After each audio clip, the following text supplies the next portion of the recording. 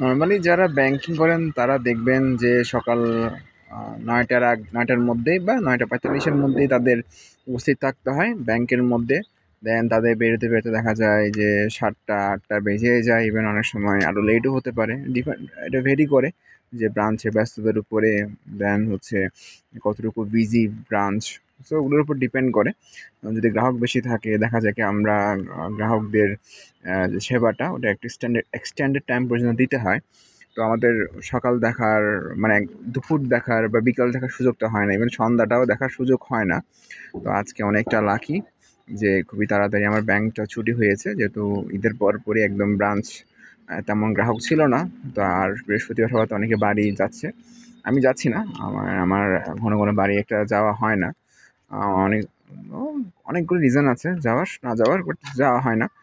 তো যেহেতু যাওয়া হয় না তো এখানে থাকি। আমি আশেপাশটা ঘুরে দেখি, ব্রাহ্মণপাড়াটা কেমন ঘুরে দেখি।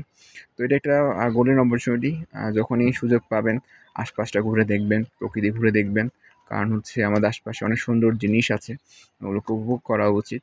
এবং এটা যতই বেশি উপভোগ করবেন, প্রকৃতিকে যত বেশি অ্যাপ্রিসিয়েট করবেন, লাইফটা তত বেশি অ্যাপ্রিসিয়েবল হবে, লাইফটা তত বেশি বিউটিফুল হবে, অনেক বেশি সুন্দর হবে।